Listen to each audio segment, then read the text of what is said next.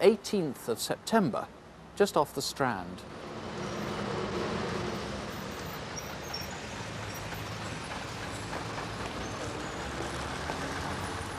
Christoph Schliak had asked for the afternoon off work. He gave no reason, but it was something he often did.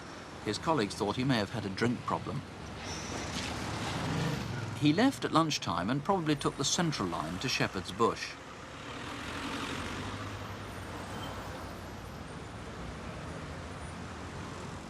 He dressed distinctively with a waistcoat and gold pocket watch, a Trilby hat and monocle. He carried a book to read in a green carrier bag. On this Monday, it was Oblomov by the Russian writer Goncharov.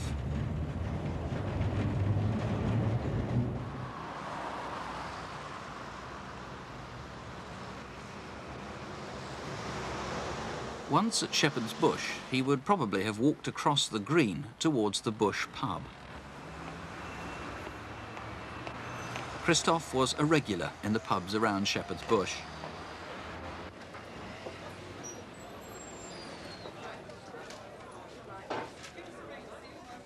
Pint of Loefenbrauw, please.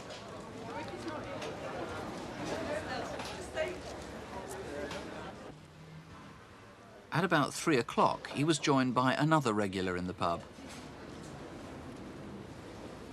What, no work today? Oh, I have taken the afternoon off. Would you like a drink? I'd love one.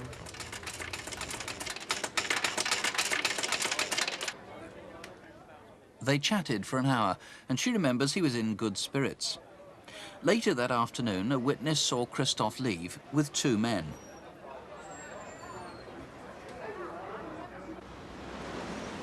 At about 5 o'clock, he was seen in the White Horse pub nearby on the Uxbridge Road. Is my sandwich ready yet? He was sitting alone, reading. But later on, witnesses remember him chatting with 2 men and buying them rounds of drinks. Him again? The barmaid recalls he ordered the same 3 drinks throughout the evening. Please, vodka and Coke, pint of Guinness and a pint of lager.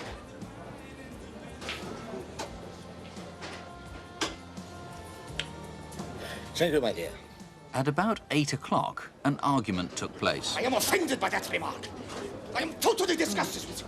He stormed off, but was next seen calmly chatting to one of the locals. Then a disagreement broke out over at the pool table. Someone tried to jump the queue. I'm on next. No, I don't think so. What's your name?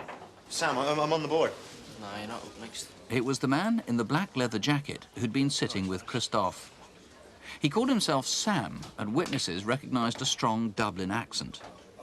The landlord came over to sort the problem out. Is your name Sam? Yeah.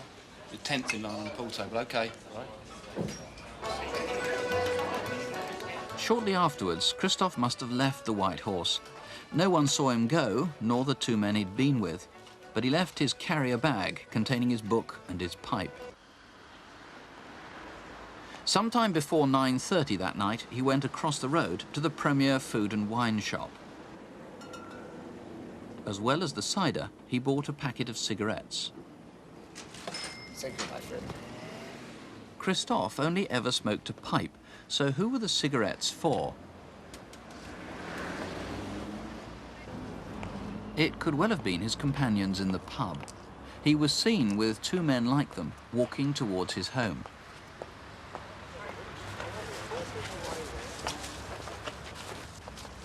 I'm sorry, my friend, for interrupting the conversation. Don't worry. That's the last known witness to have seen Christoph Schliak alive.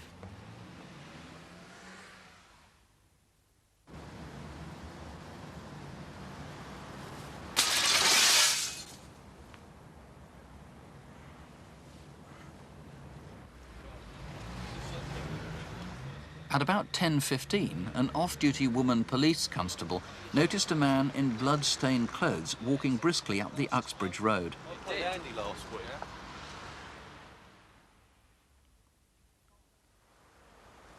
The next day, Peter Tolhurst found 2 carrier bags and a jacket had been thrown through a pane of glass into his greenhouse.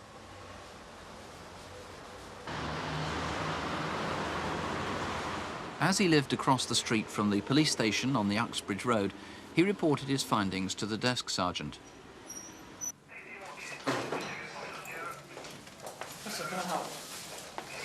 I don't know whether you're interested, but I found these in my garden. There's an awful lot of blood on them. Except for one item, a shirt, the bags contained blood-stained clothes and linen belonging to Christoph Schliak.